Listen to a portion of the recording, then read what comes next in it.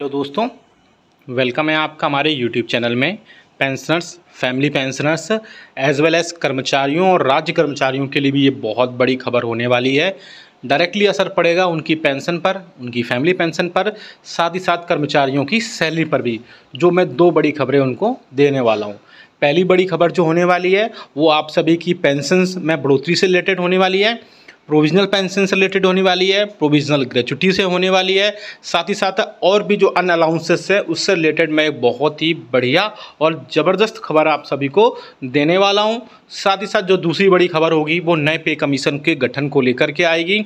अभी अभी जो है राज्यसभा से, वित्त मंत्रालय के व्यय विभाग से, यानी राज्यसभा से मिनिस्ट्री ऑफ फाइनेंस के डिपार्टमेंट ऑफ एक्सपेंडिचर की तरफ से एक बहुत ही ऑफिशियल नोटिफिकेशन आया है। एक लोकसभा में, राज्यसभा में एक क्वेश्चन पूछा गया था, उसके आंसर में कई सारी चीज़ें अब क्लियर हो पाई हैं। नेक्स्ट पे कमीशन में आपकी बढ़ोतरी, आपकी जो पेंशन में बढ़ोतरी है उससे रिलेटेड, साथ ही साथ और भी कई चीज़ें जो आपकी पेंशन से रिलेटेड है, वो सभी चीज़ों का मैं आपको ऑफिशियल नोटिफिकेशन के साथ ही सारी चीज़ें आपको डिटेल में बताऊँगा। इसीलिए इस वीडियो को पूरा लास्ट तक देखिएगा और अगर चैनल पर पहली बार आएँ तो चैनल को ज़रूर सब्सक्राइब करिएगा। साथ ही साथ आप हमारी वीडियोस की लेटेस्ट नोटिफिकेशन के लिए घंटे के निशान को ज़रूर प्रेस करिए, तभी आपके पास हमारी वीडियोस की लेटेस्ट नोटिफिकेशन आ पाएगी और आप हमारे वीडियोस को इसी तरीके से आगे भी वॉच कर पाएंगे। आपको बेल आइकन प्रेस करना मस्ट होता है सब्सक्राइब करने के बाद भी, तभी आपके पास नोटिफिकेशन आ पाएगी और आप लेटेस्ट जो वीडियोस हम अपलोड करते हैं जैसे वैसे ही आपके पास इन्फॉर्मेशन और जो भी सारी चीज़ें होती हैं वो आप तक पहुंच पाती हैं। पहली बड़ी खबर मैं आपको देने जा रहा हूं। जी हाँ दोस्तों, आपकी प्रोविज़नल पेंशन पर है, आपकी प्रोविज़नल ग्रेच्युटी है और इसके अलावा और भी जो आपकी बहुत सारी चीज़ें इसमें इंक्लूड होती हैं रिटायरमेंट के बाद में, उन सभी पर मैं बड़ी खबर देने जा रहा हूँ। जैसा कि आप सभी को पता है कि कर्मचारियों और पेंशनर्स के लिए जो है उनको पेंशन का प्रावधान है, साथ ही साथ उनको रिटायरमेंट के बाद में ग्रेच्युटी प्रोवाइड कराई जाती है।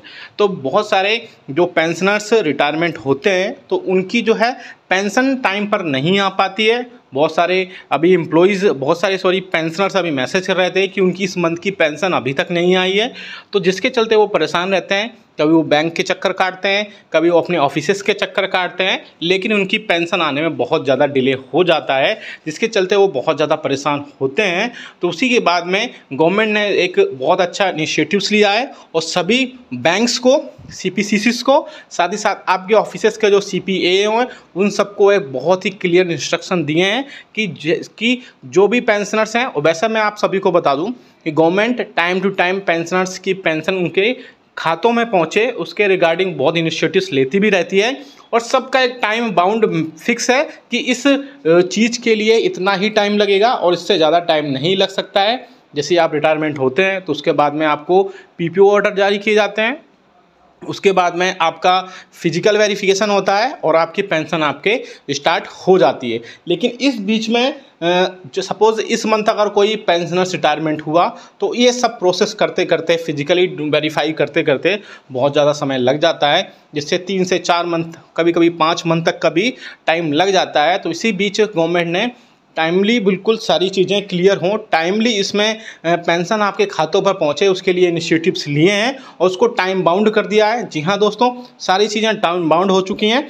फिर भी गवर्नमेंट ने इसके बाद में और भी चीज़ें इसमें ऐड की हैं। जैसे आपको जब तक फिजिकली PPO ऑर्डर्स नहीं मिलते हैं तो आपके लिए EPPO ऑर्डर्स जारी किए जाएँ और इसके अलावा आपको प्रोविज़नल ग्रेच्युटी प्रोवाइड किए जाए और प्रोविज़नल पेंशन आपको प्रोवाइड की जाए।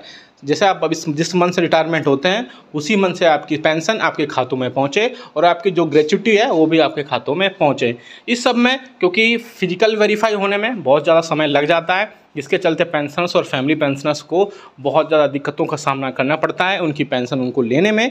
तो इसीलिए आपको प्रोविजनल पेंशन और प्रोविजन ग्रेच्युटी का प्रावधान कर दिया गया है, जिससे आपकी सारी चीज़ें आपके खातों में आएंगी और आपको जब रियल जो फिजिकल वेरीफाई होने के बाद में जब सारी चीज़ें आपको प्रोवाइड कराई जाएंगी तो वो उसमें से सारी चीज़ें सेटलमेंट कर दी जाएंगी और आपको प्रोविजनल पेंशन और आपको प्रोविजनल ग्रेच्युटी आपकी तत्काल तुरंत प्रभाव से साथ जारी कर दी जाएगी।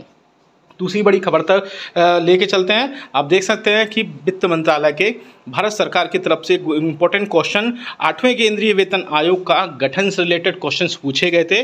जी हाँ दोस्तों, आप क्वेश्चन देख सकते हैं। पहला क्वेश्चन पूछा गया था, क्या वित्त मंत्री यह बताने की कृपा करेंगे कि क्या जनवरी 2016 से जनवरी 2023 के दौरान केंद्रीय कर्मचारियों के वेतन और केंद्रीय पेंशन भोगियों के पेंशन में केवल 42% की वृद्धि हुई है, जबकि इसी अवधि में देश की प्रति आय 111% तक बढ़ गई थी? यदि हाँ, तो इससे रिलेटेड इसमें ब्यौरा क्या है। दूसरा क्वेश्चन पूछा गया है इसमें, क्या विगत 3 केंद्रीय वेतन आयोग की सिफारिशों के अनुसार मुद्रास्फीति के प्रभाव को कम करने के लिए महंगाई भत्ता या महंगाई राहत का मूल वेतन के 50% या उससे अधिक होने पर भावी वेतन संशोधन किया जाना चाहिए? ये बहुत इंपॉर्टेंट क्वेश्चन है। और नेक्स्ट क्वेश्चन एक और पूछा गया है, चूंकि महंगाई भत्ता और महंगाई राहत की दर जनवरी 2024 से 50% या उससे अधिक होने का अनुमान है, तो क्या केंद्र सरकार का 8वें वेतन आयोग की स्थापना का विचार है? यदि हाँ, तो इससे संबंधित ब्यौरा क्या है? तो ये बहुत ही इंपॉर्टेंट क्वेश्चन पूछे गए थे और इन सब का आंसर दिया है, आप देख सकते हैं आपके इसमें वित्त राज्य मंत्री श्री पंकज चौधरी के द्वारा, जिसमें बहुत सारी चीज़ों का आंसर दिया गया है। कहाँ से कहाँ तक आंसर दिया गया है? केंद्र सरकार के कर्मचारियों और पेंशन भोगियों को महंगाई भत्ते और महंगाई राहत का भुगतान मुद्रास्फीति के कारण उनके वेतन और पेंशन की वास्तविक मूल्य में हुए ह्रास की क्षतिपूर्ति के लिए किया जाता है। इन दरों में जनवरी 2023 में वेतन और पेंशन के 42% की वृद्धि की गई थी। महंगाई भत्ता और महंगाई राहत की दरें औद्योगिक कामगारों के अखिल भारतीय उपभोक्ता मूल्य सूचकांक, जिसे all India consumer price index भी बोला जाता है, के आधार पर आवधिक रूप से प्रत्येक 6 महीने में संशोधित की जाती है। ये सब चीज़ें जैसे कि हम पता है। अब बात करते हैं कि जो सबसे इम्पोर्टेंट है 8th पे कमीशन, यानी क्या 8वां वेतन आयोग आएगा? क्या सरकार के पास में क्या कोई ऐसा प्रपोजल है जिससे न्यू पे कमीशन के बारे में चर्चा की जाए? तो इसके रिगार्डिंग आंसर आया है कि सरकार के पास में अभी ऐसा कोई भी प्रस्ताव विचाराधीन नहीं है। यानी अगर आपका DA और DR 50% क्रॉस करता है, उसके बाद भी जो है सरकार जो DA और DR होगा वो 50% के बाद कंटिन्यू बढ़ता जाएगा। न्यू पे कमीशन जो कि 8th पे कमीशन होगा, उसके बारे में सरकार के पास में कोई भी प्रपोजल जो है प्रस्तावित नहीं है, कोई भी प्रस्ताव विचाराधीन नहीं है। तो हो सकता है वो आगे आने वाले दिनों में 8वें वेतन आयोग देखने को ना मिले। और उसके अल्टरनेटिव्स बहुत सारे हैं, उसके अल्टरनेटिव्स पर भी मीडिया में कई बार चर्चा हो चुकी है। इसके रिगार्डिंग कई सारे हो सकते हैं, चाहे वो ऑटोमेटिक पे रिवीजन हो या फिर इसके अलावा जो है कई सारे एक्वाइड फार्मूला है, इन सब चीज़ों पर चर्चा हो सकती है।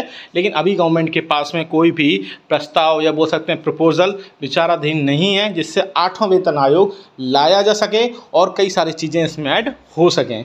तो आप क्या सोचते हैं 8वें वेतन आयोग पर? क्या वो आएगा या आएगा तो कब तक नहीं आएगा? और अगर नहीं आएगा तो आप हमें कमेंट करके ज़रूर बताएगा। यस और नो में आंसर ज़रूर दीजिएगा। आपके कमेंट्स हम बहुत पढ़ते हैं और उनका रिप्लाई देने की पूरी कोशिश करते हैं।